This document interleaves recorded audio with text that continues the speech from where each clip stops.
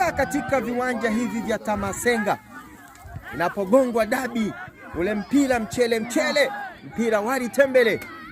Ninao mashabiki ambao wako katika viwanja hivi wakitaka kufahamu nini kimetokea katika uwanja huu. Mimi ninaye shabiki hapa na mimi nataka kumuuliza, ndugu yangu unaitwa nani? Naitwa Eliud Protas Sikombe. Uko katika viwanja hivi ukishabikia timu gani?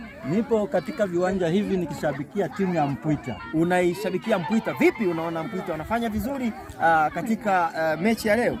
Mpwita wanafanya vizuri, ila makosa yapo ambayo yanaweza yakatengenezeka, ama yanaweza yakatengenezeka vizuri sana. Na vipi yakitengenezeka mnaweza kutamba katika viwanja hivi? Kweli kabisa tunaweza kutamba. Mnaweza mkatamba siku ya leo au siku zijazo? Siku zijazo tunaweza tukatamba. Leo mmekubali au bado mnasubiri mpira? Leo tumekubali, ila bado tunasubiri, maana kwa sababu dakika 90 bado 90 hazijaisha. Safi kabisa. Mimi nikushukuru sana na nikutakie mchezo mwema. Asante. Bana, niko naye hapa mzee wa Sidiko. Mzee wa Sidiko naye yuko hapa.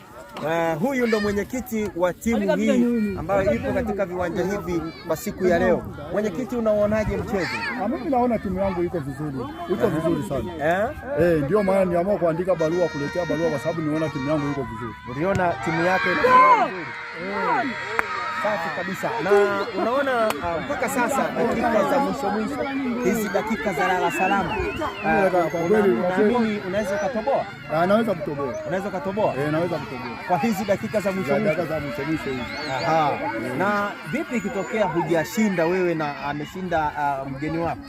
Mpira ni matokeo ukienda kama wewe ni mchezaji, mpira una matokeo matatu. Ambayo ni kuna kufungwa, kuna kushinda. Sawa, kwamba mpira asili yake ni njia tatu: kushinda, kushindwa ama sare, si ndio? Safi kabisa. Huyo ndo mwenyekiti wa timu ya Mpwita FC.